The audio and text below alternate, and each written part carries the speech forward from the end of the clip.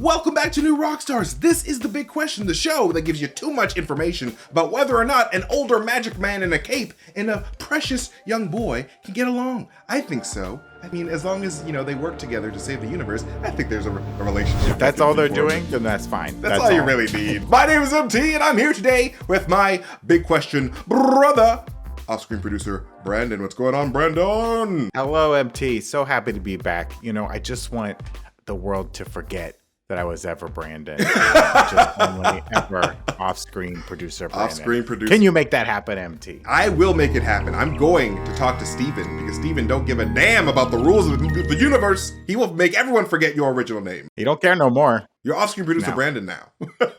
Perfect. That's all I ever wanted. But hit me with that big question. Off-screen producer Brandon. Oh, I would love to. MT, we've got Spider-Man No Way Home just over the horizon. Hell yeah. We've gotten a few sneak peeks from the trailers about how the story might unfold. And while it looks like our friend Peter Parker is going to be facing off against some villains from across the multiverse, from other dimensions, other universes, other timelines, I'm also wondering if he's going to be facing a threat in his very own backyard. And I'm not talking Aunt May. Oh! I'm talking somebody even worse, even more deadly. Even more deadly than Aunt May with a frying pan? Oh my God, impossible. She's gone tangled, folks. She's got a frying pan now. It all leads us to today's big question, MT. In Spider-Man No Way Home, are Spider-Man and Doctor Strange going to be friends? Or are they going to be enemies? Ooh. Dun, dun, dun. Oh, that is a great question, Brandon. And you would think that this would be an easy question to answer since, both Spider-Man and Doctor Strange have both solely been on the side of good. They're good boys in the MCU so far. Yeah, they're good boys. But I do agree that between the trailers that have been released and the recent actions of Doctor Strange in the What If series, it does make us wonder if this friendship is doomed to sink and go down the water spout. Like the itsy bitsy spider that went up the water spout and then the rain came down. Oh my God, and watch the spider, I just dropped something.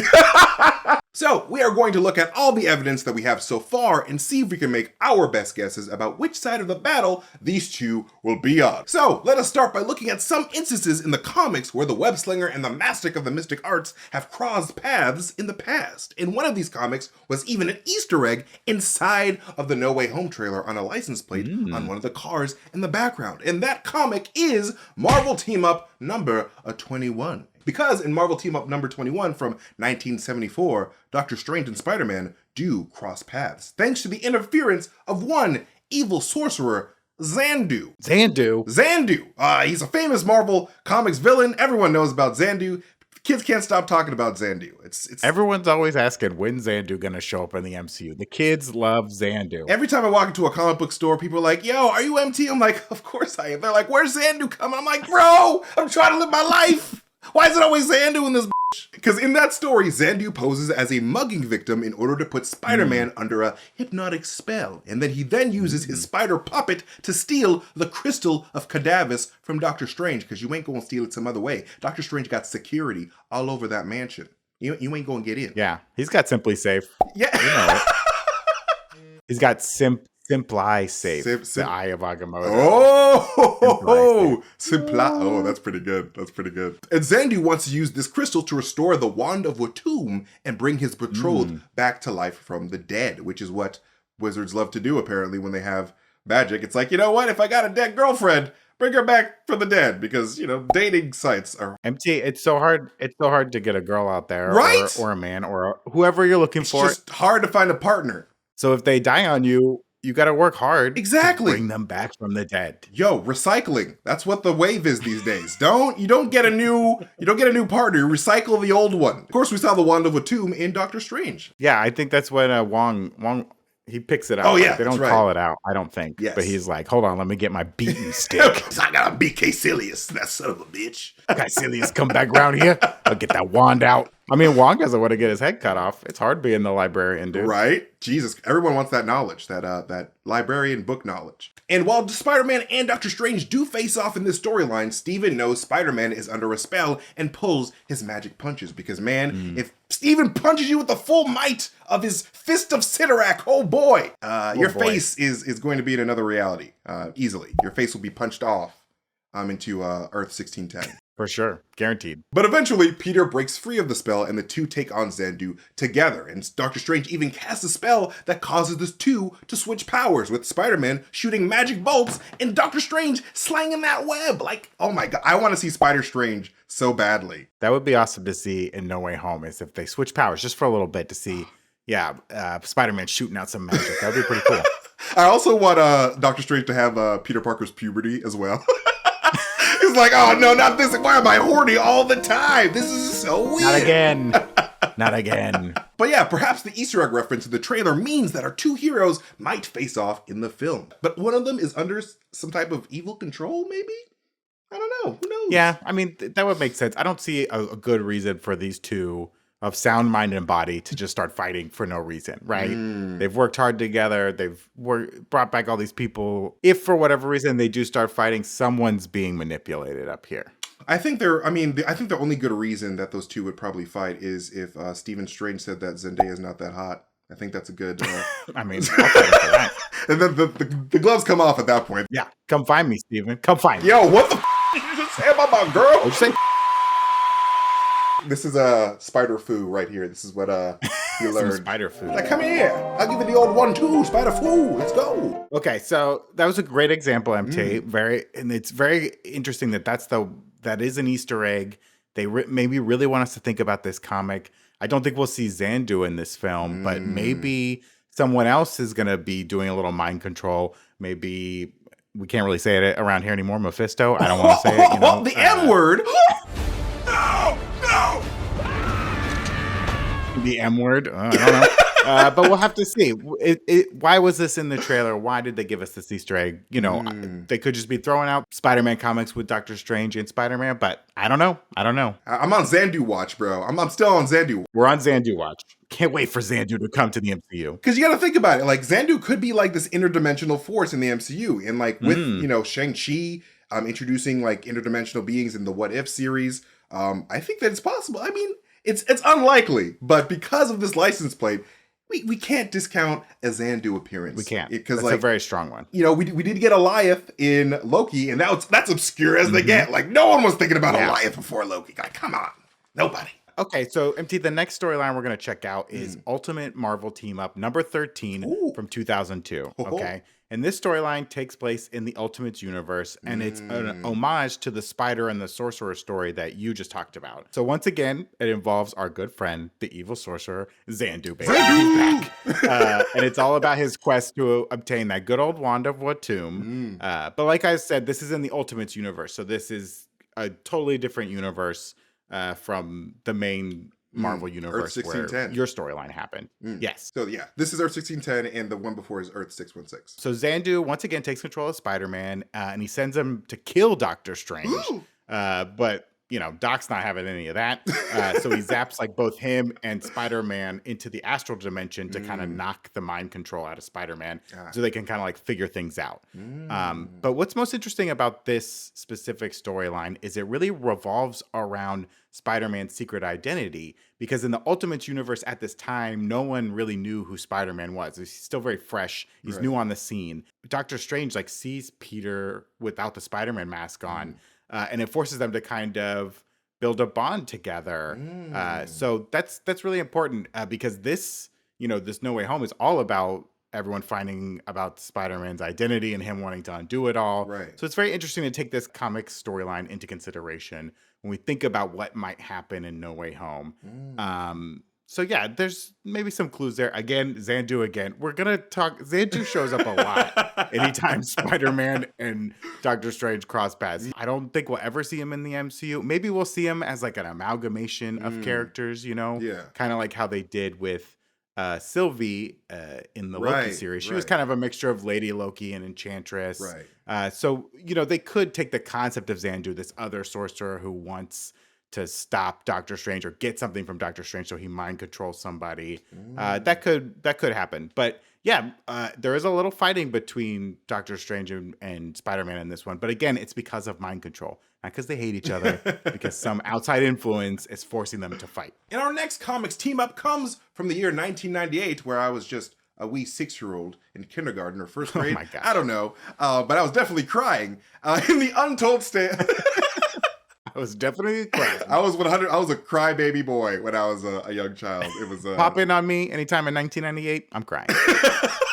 And this is, of course, the Untold Tales of Spider-Man Strange Encounter. And this storyline was strictly a team-up, and so there's no fighting each other in this because, you know, we can't see those two very nice boys fighting each other. It just breaks my heart. It just breaks my heart every time. And this storyline is a flashback to supposedly the first time Spider-Man and Doctor Strange met back when Peter was still in high school. And they team up to retrieve a magical item known as the Lantern of Lantar, which is a great name for a lantern.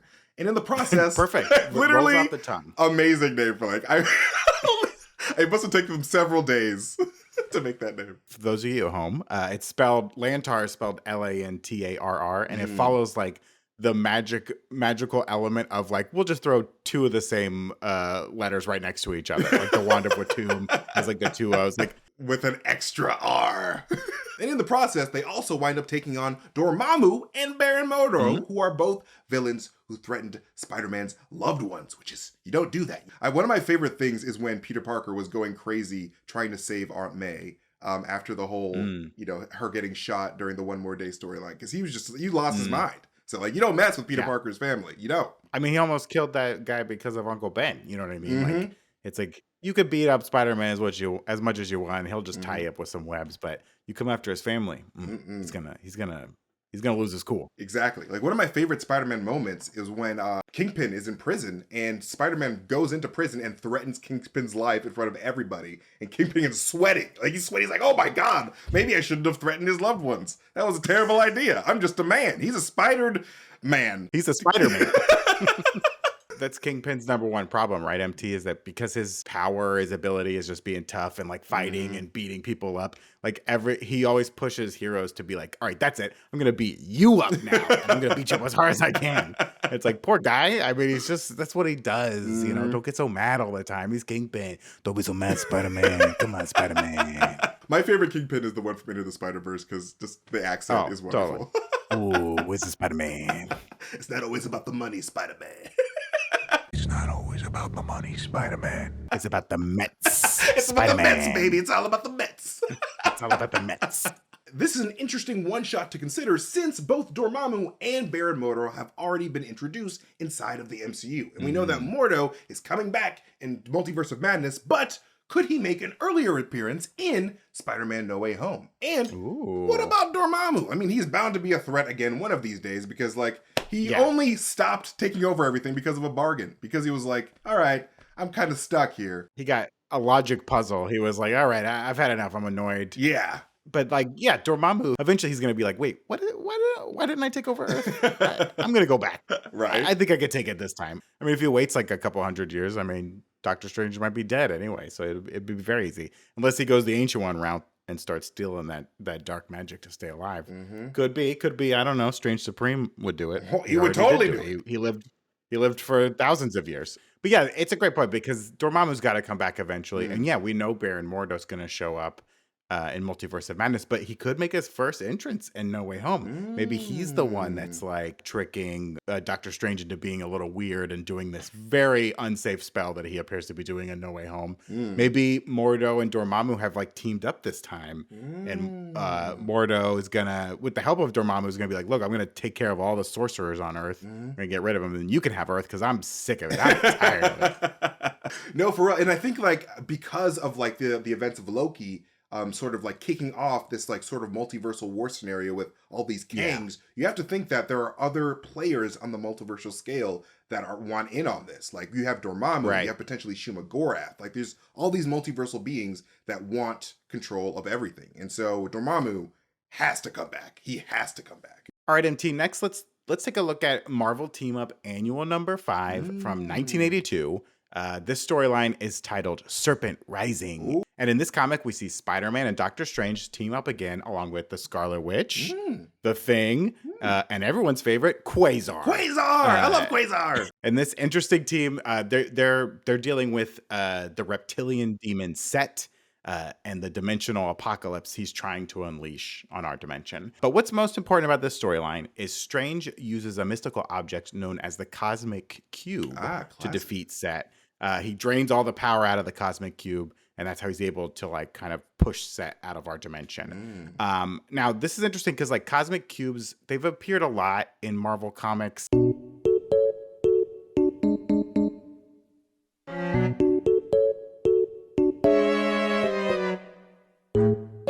They kind of look like the Tesseract. Usually, like they're these glowing cubes. They can control matter and energy based on the will of the sentient being that wields them. Right. So they're essentially like wish granters. Like if you want something, you have this cosmic cube, you can kind of make it happen. It can like alter reality and all those things. Right. We know in the trailer we see this weird cube thing that they're holding. That's right, yeah. Spider-Man's holding it when Doctor Strange does that like astral punch on him and knocks him out of his body, right? Like we don't know what this cube thing is. It could be a cosmic cube. Now it's not a glowing cube, but they've kind of already done that with the Tesseract. So I think for audiences they'd want to make it look different. Yeah. So this could be like a cosmic cube. Like there's also in Marvel Comics, there's not just one cosmic cube. Right. They kind of come and go. You know, depending on the storyline, they show up and someone has like the power to use it. But it could be like this comic storyline could give us a little hint about what we might see in No Way Home. Is this cosmic cube what causes all these villains to come from other dimensions and stuff? Is someone trying to get this cosmic cube out of the Sanctum Sanctorum? Could it be Xandu? Who knows? 97% chance it's Xandu. So according to my calculations. So yeah, is this weird cube thing we're seeing, is it a cosmic cube? And cosmic cubes are super powerful. Like they've often been said to be like as powerful as an Infinity Stone. 100%. So this could be like a very dangerous device, especially in evil hands. And I love that you brought up the cosmic cube thing because like recently in the comics, the cosmic cube was so powerful that it made Hydra Cap. I don't know if you remember that whole Hydra Cap scenario that people were upset. I can't believe Captain America was Hydra the whole time. He wasn't. The cosmic cube literally rewrote reality so that he was this Hydra person the entire time. Yeah, so it's literally has like Wanda Maximoff level powers in this little box. And No Way Home seems to be breaking down the walls of this universe's reality. So exactly. It could be a cosmic cube. Maybe. Maybe. I like it. I didn't even consider that. I like that. I really like that a lot. And one more comic storyline that we should look at is Marvel Team Up number 80 from 1979. And in this story titled A Sorcerer Possessed, Doctor Strange is the one that gets cursed this time, not Peter Parker. Oh, okay. Finally, Doctor Strange gets cursed. It's about time. But when he gets cursed this time, he turns into a werewolf-like creature and goes on a rampage. I love when Marvel turns their heroes into werewolves. It should happen at least once for everybody. Yeah, I mean, they've done the zombie storyline. Do the werewolf storyline. Exactly. Folks. Come on, we want to see it. Like we have Into the Spider-Verse. We have Into the Venom-verse. Like, let's get into the werewolf-verse. Like, this werewolf world. He does look pretty funny in the comic, MC, because it's like a werewolf in Doctor Strange's outfit. And you're like, what is going on? That's a badass look to me, man. I love that shit, man. It's just so stupid. Guys, it was the late 70s. What do you expect? Anything to get people to buy a comic book, they did back in the day. It's like any gimmick. It's like, yeah, all right, Werewolf Stephen Strange. They'll buy it. The kids will do anything. It makes sense. But yeah, he even attacks Peter Parker's date, which is a no-no. Like, you don't cock block when you turn into a werewolf. That's like the last thing you do. Jesus Christ. And unlike other Marvel team-up storylines where Doctor Strange is usually the level-headed one in charge, this time Spider-Man has to take the lead because, he's a werewolf. And teams up with other magical beings like Clea, Doctor Strange's girlfriend / love interest, and Satana, which is Satan with an A, to help subdue Werewolf Strange and undo the curse. And this is a very important comic storyline to consider because it shows that Doctor Strange can also be manipulated into being the villain. So, I mean, we've watched the trailer, MT, and it's like, it does seem like something's up with Stephen Strange, right? He's not acting like we're used to. He's not level-headed. He's being a little careless. Maybe he's just feeling like, we saved the universe. I can do whatever. I'm the Sorcerer Supreme now. There's no ancient one holding me back. Okay, I can do whatever I magic. Wang, get out of here. I can do whatever magic I want. Okay, it would be interesting if like Spider-Man is the one who has to be, because he's always looking for like mentors, right? He always did whatever Tony told him to do, pretty much. And in Far From Home, he kind of learned to be like, all right, I got to be the boss now. But it's clear in this film, he's going to Steven asking for help. Like, how could you help me do this? Right. But if he along the way figures out that like, oh, something's up with Doctor Strange, I gotta take the lead. I gotta make the decisions. I gotta be the big boy. I got to fix things. I feel like Peter Parker throughout these films is like he just gets more and more responsibility. And like that's what makes the Homecoming trilogy really great to me. He's just learning how to be a responsible hero. Whereas in this situation, like you said, Strange is acting really sketchy. Really strange. Whoa! That's why we pay you the big bucks, Brendan. They pay me big bucks? You're getting paid? Where's it going? You are making $500,000 and you were only going to pay me 30? You're getting 30 grand? I'm getting 1,000. You guys are getting paid? But I am ready for like adult Peter Parker. That's what I really liked about Into the Spider-Verse with Peter B. Parker. Seeing like a grown-up Spider-Man who's like, he's got the years, he's got the experience. Like that's the frustrating thing with the Spider-Man films is they're always resetting and putting him back in high school over again. It's like, no, I want like 40-year-old Spider-Man. Yes. What's it like to be him? Seriously, I want us to grow up with Spider-Man throughout the years if we can. Like if Tom Holland wants to do it for the rest of his life, I say we just let him do it. Why not? Tom, sign that 30-year contract. Seriously. And get it done. I want to see that man like web slinging when he's like 70. But yes, those are just a small sample of the storylines where Peter and Steven have crossed paths, whether at odds or on the same team. And there are plenty more instances in the comics, but those are the ones that just really stood out to us. But what about what we know about Spidey and Strange in the MCU? Because that's all that matters these days. It's a Marvel Cinematic Universe. All that matters. Okay, we haven't officially met. Cool. But they've only really interacted on screen in Infinity War and Endgame. So let's go through some of those points where they interacted or may have interacted. Because at first, of course, they meet up on the spaceship leading to an unknown location. And it's kind of awkward for Peter, who assumes that they're both using made-up names, which is one of my favorite parts. Oh, we're using our made-up names. Oh, I'm Spider-Man. I'm Peter, by the way. Doctor Strange. Oh, you're using your made-up names. I'm Spider-Man then. I'm Spider-Man, you fictional man, you silly man. But yeah, and then Steven also asked if Peter is Tony's ward, which is also hilarious. Billions of miles from Earth with no backup. I'm back up. No, you're a stowaway. The adults are talking. I'm sorry, I'm confused as to the relationship here. I mean, what is he, your ward? Got him. Take that, Batman.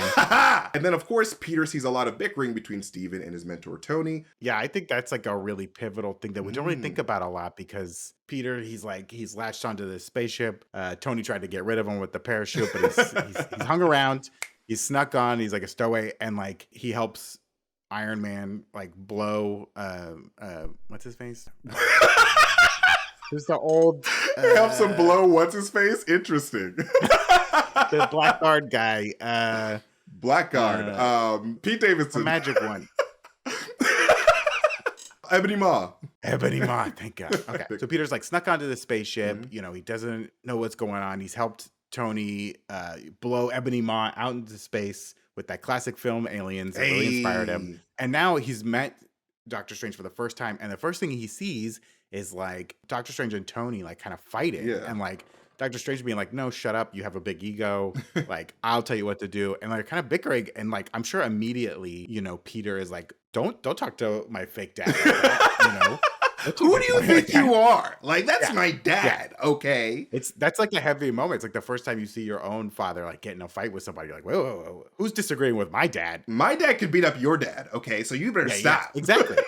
I think it's really important to consider that Peter's first impression of Doctor Strange is like, who is this asshole, right?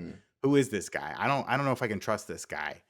Because my dad doesn't seem to trust him that much. My mentor, the guy I look up to the most, he doesn't seem to trust this guy or thinks he's wrong. So I think that's like a really pivotal moment to consider their interactions going forward. But yes, and then after that, Steven does his time stone future peaking thing while on the planet of Titan. And then off screen, they come up with a plan to fight Thanos. So I'm sure that there was a bit of, you know, feeling each other out and learning about each other there. And then, of course, Spider-Man and Doctor Strange fight well together and have some very fun kick-punching portal action.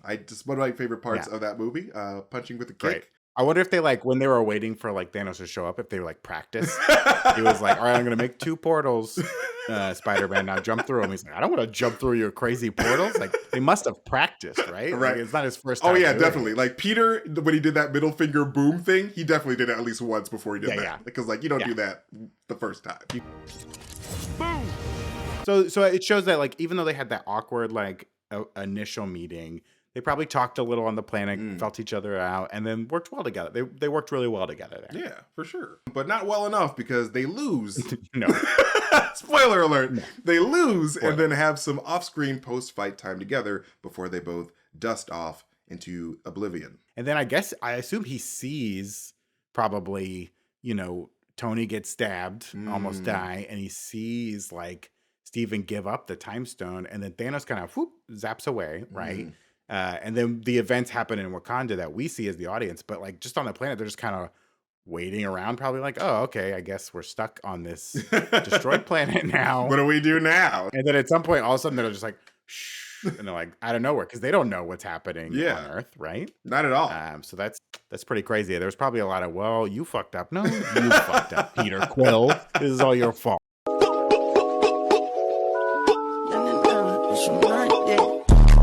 Yes, I hope they all just slapped Peter Quill. I'm sure there was a lineup to slap Peter Quill. Like when everyone came back from the snap, I hope everyone just lined up and just slapped Peter Quill before the final battle in Endgame. I mean, a lot of things went wrong before that, but that was a pivotal things going wrong moment. But I mean, in theory, Doctor Strange saw all those possible outcomes. He must have known that like Peter was going to screw up, and he kind of needs Peter Quill to screw up in a way. I don't know. And like that's a really good point because like I wonder in regards to like Peter and Doctor Strange's relationship if Peter resents Strange for letting his dad die. I love how I just keep calling him his dad. I would give that 100%. Yeah, it's just easy to call Tony his dad. Exactly. It's just way easier.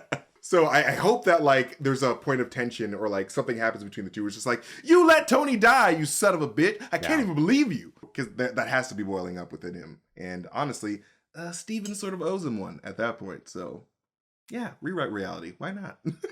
It's like you can have Zendaya and Aunt May, or you can have Tony. And in that case, I get it. I say bye, Tony. I'm sorry. Bye, Tony. Sorry. You had a nice life. It's like, thanks for the suit. I got Zendaya. And then, of course, like we just said, in Endgame, they both get brought back together and then immediately go back to fighting because that's what heroes do. Violence. Yeah. We are resorting to violence for the Nintendo Wii.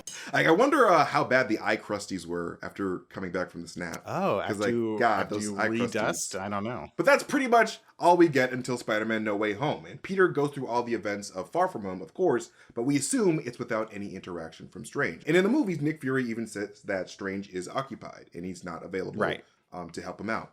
Okay, Doctor Strange. Unavailable. And from the trailer, it looks like their first time interacting since the events of Endgame. And Peter is still awkwardly working out how to even address Doctor Strange because he's just like, oh, what do I even call? Like, we're not friends at this point, but you're an adult. We're not like co-workers? I don't know.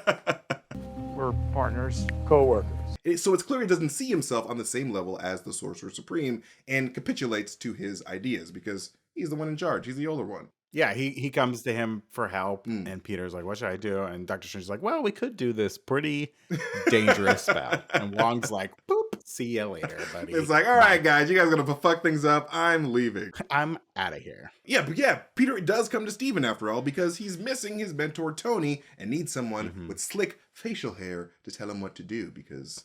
That's what this facial hair is about. He can't make his own decisions still. He doesn't know what to do. Yeah, like that's the reason I grew out facial hair, Brandon, is because people respect my authority when it's when smart. I do. It's very smart.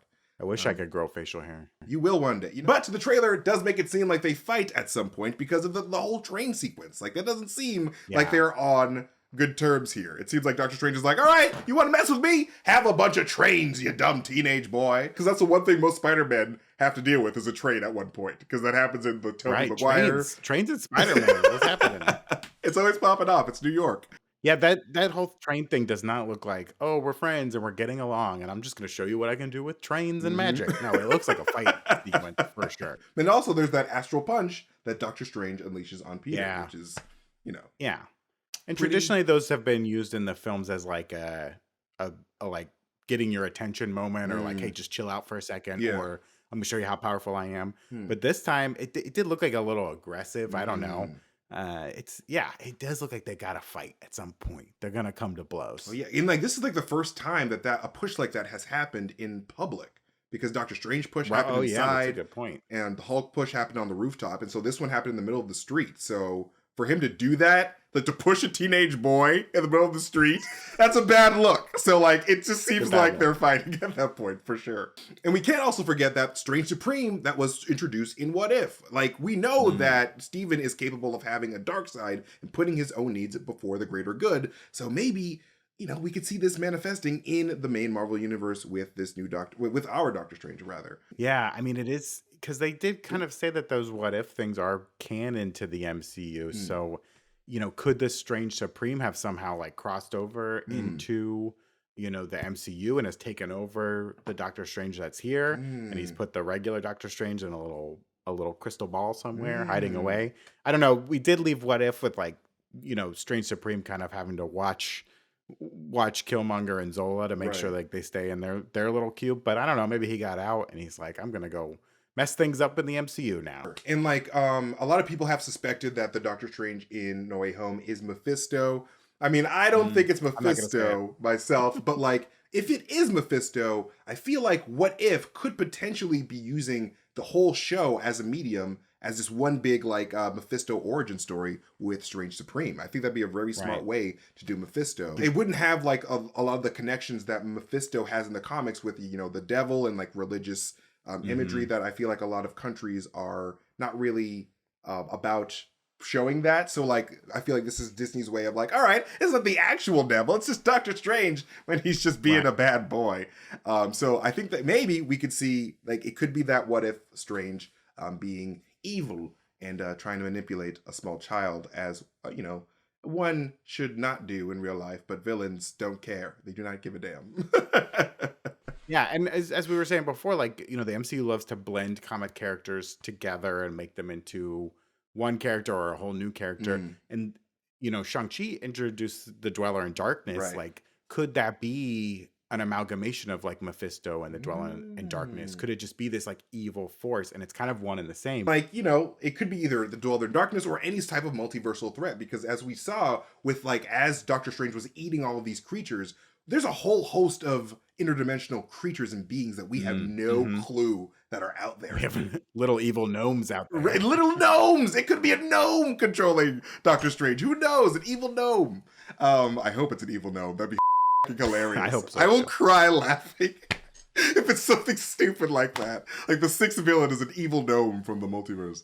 But no, before we continue, Brandon, let's just answer this ourselves. Who do you like? Do you think that Spidey and Strange will be friends or foes in Spider-Man 3 No Way Home? That's a good question, MT. It's the big question. It's the big one. And I think they're gonna be foes at one point. And I don't think it's gonna be because they're of the right mind. I think Doctor Strange is being influenced, and I really like this idea that either like Dormammu or the Dweller in Darkness or someone is influencing him or has replaced him in like a weird way. I don't know why Wang wouldn't have like caught on to it and is like leaving the situation from their snowy Sanctum Sanctorum, but you know, I think something suspicious is going on, and I do think they're gonna come to blows at some point. So they're enemies with an asterisk. Okay, it's not. They don't mean to be enemies, but they're going to be enemies in this one. Well, Brendan, I think that Doctor Strange and Spider-Man will be friends in this movie. And I think that, you know, the reason why, I mean, I feel like Doctor Strange would have helped Spider-Man out in Far From Home if he was around, because they just buddies like that. Yeah. But I think that Doctor Strange and Wong were probably out in outer space, probably trying to pick up all of the wreckage from the Asgardian destruction. Because you got to think about this. The vault from Asgard was filled with magical items, and Odin's vault, and storing magical items from this universe is literally Doctor Strange's job. So he probably went out and just grabbed all the stuff, including the casket of ancient winters from Thor 1. And I think that is why the entirety of the Sanctum Sanctorum is full of snow, is because the casket of ancient winters cracked during the explosion, and now it's just like malfunctioning and caused all of the snow to go everywhere. A lot of people think that there's some sketchy stuff was going on, and he was like, you know, being possessed during that time in Far From Home when he was not around. I think that he was just doing his job and like doing just collecting magical items. That's a really interesting idea too, because maybe that's where that weird cube thing came from. That could have been in Odin's vault too, right? Very And he much had to so. collect that thing. We, Very maybe interesting. we didn't see that. I like that idea because, like, if it is like a cosmic cube of sorts, or some type of magical object, it would make sense for it to come from Odin's vault because Odin was also keeping things safe himself. I like that, Brandon. Very smart. But in preparation for this movie, please hit up our shop at newrockstarsmerch.com because our partners at Epic Hero Shop have all kinds of cool clothing and gear inspired by your favorite properties. So keep your eye out for some very cool Eternals and Hawkeye-inspired designs dropping in the very, very, very near future. And in the meantime, grab a Shang-Chi or WandaVision shirt and be the toast of the town, or at least the toast of your local comic book shop or a mind-controlled town in New Jersey. Either one of those. I hear the Mind Control Town, New Jersey is quite poppin'. Very nostalgic feeling. But and shopping at newrockstarsmerch.com is an awesome way to support this channel and show the world your love for your favorite fandoms. But before we dive into our bite-sized questions next, some words from the people that help us bring Big Question to you. People like DraftKings. Basketball is back. Basketball, that thing LeBron James does when he's not filming Space Jam movies. DraftKings, the leader in daily fantasy sports, is celebrating the return to the hardwood by giving new customers a free shot at millions of dollars in total prizes. And playing daily fantasy hoops is super easy. Just pick your lineup of pro players, stay under the salary cap, and rack up the points for three-pointers, rebounds, assists, and all other stats that basketball people like to follow for a very long time because that's sports. Super sports, hooray. Score big and you can score big cash. And with a free shot at millions of dollars in total prizes, it is literally the perfect time to show off your basketball IQ. And DraftKings is safe, secure, and reliable. And best of all, you can deposit and withdraw your cash whenever you want. Literally whenever. Like, they're very flexible like that. So download DraftKings app now and use the promo code BIGQUESTION, all one word, Big Question. And this week, new customers can get a free shot at millions of dollars in total prizes. So please enter promo code Big Question to get a free shot at millions in total prizes with your first deposit. That is code Big Question, no space, Big Question, only at DraftKings.com. Minimum $5 deposit required. Eligibility restrictions apply. See DraftKings.com for details. What would you do if you didn't have high interest loans or credit card debt? Travel more? Save for retirement? Finally finish that 1/5 scale Avengers Tower replica in your backyard? Dreams do come true. With Upstart, you can pay off your existing debt quickly and easily and start living your life. Upstart is a fast and easy way to pay off your debt with a personal loan all online. Whether it's paying off credit cards, consolidating high-interest debt, or funding personal expenses, over 1 million people have used Upstart to get one fixed monthly payment with a clear payoff date. Rather than looking at credit score alone, Upstart considers other factors like your income, current employment, and credit history to find you a smarter rate for your loan. You can check your rate without impacting your credit score in minutes for loans between $1,000 to $50,000. You can even receive funds as fast as one business day after accepting your loan. Find out how Upstart can lower your monthly payments today when you go to upstart.com/bigquestion. That's upstart.com/bigquestion. Don't forget to use our URL to let them know that we sent you. Loan amounts will be determined based on your credit, income, and certain other information provided in your loan application. Upstart.com/bigquestion. All right. Well, thank you for that, Brandon. Now it is time for our bite-sized questions. Ham, nom, nom, nom, nom, nom, nom, nom. Eat it up. Eat it up, everybody. Eat it up, kids. They're bite-sized. Brandon, our first bite-sized question is, because, with Eternals just around the corner, right on the horizon, Erik saw it before I did. I'm very upset. Who are the fastest heroes and villains in the Marvel Comics? Because we got Makari coming up, and she's quick. She's a quick one. She's quick. Yes, this question comes from Giannis Julej on Discord. Thank you, Giannis. When I put together this list, I didn't think it was fair to consider characters who could fly or transform into energy. That's cheating. I didn't want them on the list. That's cheating. I want to see heroes and villains who are pumping those legs to get the true speed on the ground. You know what I mean? Yeah. So that means while someone like the Silver Surfer might be able to move with the power of the cosmos, I don't think it should count. He's got a surfboard. It's not fair. He's not running. I want to see him on the ground running, okay? So there's quite a few speedsters in Marvel Comics. There's a lot of them, okay? Certainly more than I could name off the top of my head. I would have been shunned at any sort of trivia contest. But I picked out a few of my faves for this answer, so let's get into it. Let's do it. We're going to start with an OG Marvel speedster. He goes by the name Whizzer. That's what I do at 3 a.m. every night, my friend. I can't help it. Can't sleep through the night because I'm a wizard. I'm a wizard, man. You're a wizard, Harry. I'm a what? Yeah, Whizzer, he's old school. He first appeared in USA Comics #1 back in 1941, which was created by Jack Kirby and Charles Nicholas.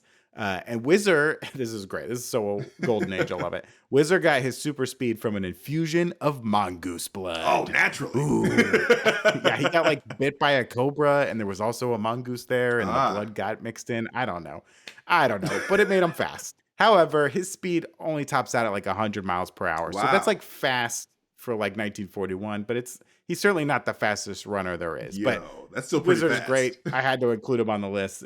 He's got a funny name. It's beautiful. And also, he was in Jessica Jones briefly in the that's right. last season, I believe, which is hilarious. They did have Whizzer in there. That's right. Then a villain on my list is Speed Demon. Ooh. Speed Demon. His powers from the Grandmaster. Ever heard of him? Pretty powerful. And Speed Demon is like a regular foil of Spider-Man. I mean, he's no Xandu, but he's out there. But what's great about Speed Demon, he even impersonated the Wizard at one point, like going around doing bad things. And everyone's like, oh, the Wizard's an ass. Nope. But Speed Demon can run at supersonic speeds, which means he can go faster than the speed of sound. So he's pretty quick. He's a fast guy. Did no one wonder when Wizard was just going way faster than 100 miles per hour? Yeah. It's like, wait a minute, that Wizard's might picked not up his be speed. Wizard. It might not be him. I don't know. And then, of course, you can't make a list of fast runners and leave off Quicksilver. Oh, Quicksilver. He's quick. And even though he died like a chump in the streets in the MCU, he's shown off some incredible speed in the comics. Originally, he topped out around 175 miles per hour. Damn. But again, that was back in the 70s. That was old school. But he got some isotope E from the high evolutionary, and now he can go supersonic. He's reached a speed of Mach 10 at some point. So that's like 10 times the speed of sound. Damn. And it's possible his true potential has not yet been reached. So he could get faster. That's pretty fast. I mean, that's pretty damn fast. Yo, one time I was at the club and somebody tried to offer me isotope E, and I said no, because I don't do drugs, kids, because I'm already fast enough. Stay away. Safe. Everyone's doing it. You don't know what's in it. it. Just say no to isotope E. Then, of course, we should consider Tommy Shepard, a.k.a. Speed, of the Young Avengers. He appears to have inherited his super fast skills from his uncle. His uncle's Quicksilver, of course, the X gene passed down through the family. He claims that his top speed is 761 miles per hour, which is the speed of sound, also known as Mach 1. But he's pretty young, so he could get faster over time, like his uncle, but that's pretty quick. Absolutely. For a young lad. That's pretty insane. Pretty insane. Another one on my list that I really like is Yo-Yo Yo-Yo! Rodriguez, I love aka Yo-Yo. Slingshot. She's a speedster who inherited her powers from her father via his mutated DNA. She can run at very fast speeds, and what's really cool about her, when she's done using her running powers, she instantly teleports back to the spot where she started. So kind of like a yo-yo. Very cute, right? Nice. But unfortunately, that power limits how far she can run. She can't go she doesn't got the distance. She's got the acceleration, but not the distance. We don't really know her top speed, and spoiler alert, we might not know because she's currently presumed dead in the comics. A big tower fell on her, but it's the comics. People come back all the time. I would assume that her top speed is 0 miles per hour these days. Right now it's 0. Pretty slow. And then, of course, this is a good one. This is a good speedster. Gil Pet Perdon. I might be saying that wrong. Oh Gil my Pet God, Perdon, yeah. AKA the Runner. He's known as the Runner, so, pretty fast. He's one of the elders of the universe, which makes him one of the oldest beings that there is. Though he said at one point, like, I'm 5 billion years old, and I think the universe is like 10 billion years old, so he's not like the oldest of the elders, but he's an elder of the universe. Okay. And he would regularly organize these galactic marathons to find other speedsters in the universe. A lot of the ones I've mentioned have like been in his races. He just runs around and he's like, I want to have races and see who else is fast, and then just beat them. Like, have you guys heard of the Boston Marathon? Yeah, that was the runner. I mean, that's nothing for him.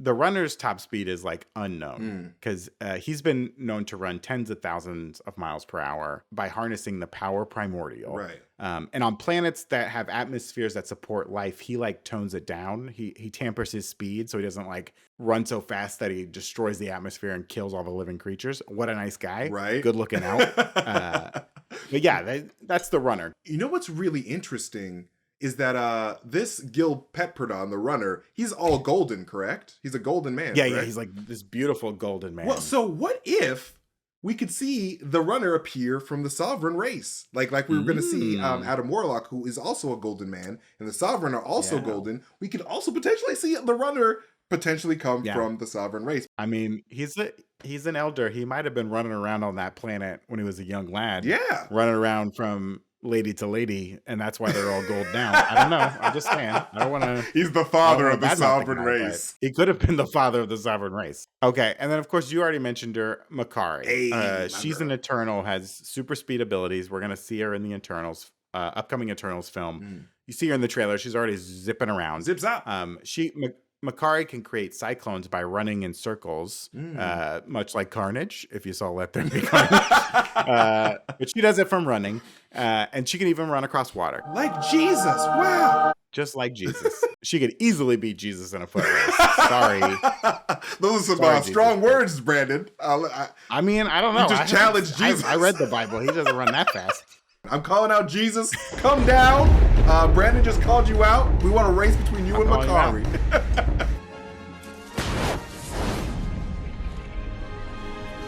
Makari she's so fast though. She was even able to beat the runner, Gil Petperdon, once in his galactic Get out of marathon. town. Get out of the town that you are in. No way. The runner's crazy fast. Are you serious? Yeah. Holy shit. I don't think she could do it every time, but she got the best of him one time. Damn. So pretty fast. Gotti. So yeah, those are some of my faves. You know, this is a bite-sized question. Right. So I couldn't cover all the runners, so I don't want to hear about it. Don't tweet me. Don't be in the comments being like, where's Aurora? Where's Black Racer? Where's Mercury? Where's Fast Forward? Where's Spectrum? I don't want to hear it. Okay. There's tons of runners. There's tons of fast ones, but these were some of my favorites. We didn't have the time to cover them all. But if I was going to pick a fastest, I got to go with my boy, Gil Petperdon, the runner. He's fast. He's a fast man. You know what? I think that the fastest runner is Peter Parker, because he runs from his guilt every day. He's the fastest emotional runner. Exactly, 100%. Well, Brandon, thank you for that answer. But riddle me this, Brandon. Has the Riddler ever beaten the Batman? And this is from the Cantaloupe Coffee on Twitter. Thank you, Cantaloupe Coffee. That sounds like disgusting coffee, but you sound like a great person, though. So you know, some people like a sweet coffee. Hey, it's true. You shouldn't judge. It's a great question. And while Batman has a pretty good track record against his gallery of foes, you know, the heroes usually win out in the end. He does occasionally lose. Just ask my boy Bane, who put him in the ICU, baby. Broke that back. Crack. You know? Crack. Batman can lose. And we have this upcoming The Batman film featuring the Riddler, of course. And these inquiring minds, they want to know if the King of Questions has ever bested the Caped Crusader. Well, in fact, he has. This is a spoiler alert. If you never read Batman Zero Year, check it out. It's very, very good. Very good. But Riddler definitely gets the best of Batman twice in that storyline. He cuts all the power to Gotham and he like floods the city. And Batman like gets so jostled around in that he's out of commission for a little bit. And when he comes back, he discovers that like the Riddler has taken over all of Gotham and he's like eliminating citizens who can't meet his mental challenges, which is pretty much all of them. Batman, of course, wins out in the end, as he always does. Because you got to make more Batman comics. But the Riddler definitely got the best of him in that storyline. So I'll give that one to the Riddler. He did beat him that time. Yo, you know what'd be crazy? Like while you were talking and you said that like the Riddler in Zero Year did all these challenges to, you know, basically test out the smartness of the Gotham population. Imagine if DC like just made a Squid Game with the Riddler. That would be so amazing if they did. And they could totally do it. Like a Squid Game Riddler like movie, like just the Riddler. That'd be cool. Amazing. Just doing Hollywood's job. You should pitch it. I'm Pitch it to Warner. Pitching it tomorrow. I'm gonna be at Warner HQ tomorrow and be like, hey yo, nice. Squid Game, the Koreans have done it. You must do it too. You must do it too. But Brandon, now it is time for my favorite part of the episode. It's time for the box of scraps. Box of scraps. Box of scraps. Box of scraps. The box.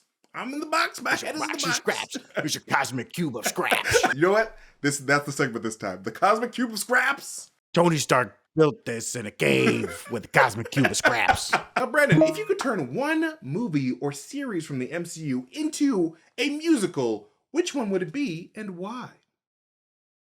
Oh, that's a great question, MT. This one comes from Crispy Chrissy on Oh, I Discord. love Thank you Crispy so much, Chrissy. Crispy Thank Chrissy. you. It's a very interesting question because, of course, we're going to see Rogers the musical in the upcoming Hawkeye film. Very excited. I kind of wish the whole Hawkeye series was just the music. I want to see the whole 2.5 hours of it. I'm very interested. Yes. But, I'm thinking about this from a business standpoint. If you're going to make one of these movies into a musical, you need things like you need costumes, you need like sets, interesting concepts. And I think the first Thor film would make like a pretty good musical. You know what I mean? You have all those wild costumes of Asgard. You get all the cool set designs, and then he gets to go down to Earth, so you can make like a cool Earth and like people in those clothes, and then you have these fun songs, and it's a story of redemption for our hero, which most of the MCU stories are. But it's a good one. You can do some fun effects with the hammer flying around the stage and stuff like that. I think it would make a pretty good musical, and plus, in Asgard they have the acting troupe. Yes. And a lot of good musicals. They have the show within the show. You could have that happen at some point in the musical. Oh my so God. my vote is for the first Thor. Let's put it on Broadway, 2023, baby. Yo, I want you at Marvel Studios tomorrow pitching that. Yes. Oh my God. That's a one. I love that, especially with the Thor Asgardian troupe. That would be freaking priceless. We got to call it Thor Turn Off the Lightning. No. Don't bring up. Don't bring up. I think for me, honestly, I think I would probably do Guardians of the Galaxy. I think because it's a very musical series on its own. So I just feel like having like a musical with 70s rock songs would be... It'd be like a good jukebox musical, you know what I mean? It would be so much fun. And like we could have a guy in a Groot costume. We could have a little man in a rocket costume. It would be like great. Lion King with the big Groot costume coming out. And we got to put it on ice. Let's just do it. Guardians of the Galaxy on Ice musical. And it's just like it's skating. Oh, now they're on ice. Yes. Okay. I like this. That's dangerous. It would be so much. It'd just be so good. But yeah, I think Guardians of the Galaxy would be really fun. But I like yours better, honestly. Broadway needs us. It's clear. Exactly. It's clear. We're gonna win Tonys. We're on our way to an EGOT right now. I'm telling you right now. But that is it for this episode of Big Question. I want to thank off-screen producer Brandon. We're still going to call him off-screen producer Brandon for the end of time. So please stop complaining. That's his name. I just love the joke. Please follow him at Brendan Barrick. He's an amazing man who does amazing things and tweets amazing things. So please follow him there. Follow me at MasterTainment if you want to see me tweet some weird shit. But most importantly, follow at New Rockstars on Twitter, but also here on YouTube. And please hit that notification bell so you can get notifications whenever we upload a new video. And please hit up NewRockstarsMerch.com so you can get cool shirts like this and our Venom shirts and all our cool shirts there, so you can get a cool nerdy girlfriend or boyfriend or whatever partner that you would like. That's it. This is coming from my single ass, so that's a lie. You know what? Get shirts for yourself. Yes. Live for yourself. Live for yourself. You don't need no partner. They'll only disappoint you in the end anyway. But anyways, thank you guys again for watching. We'll see you guys later. We love you. Goodbye. Bye. Mwah.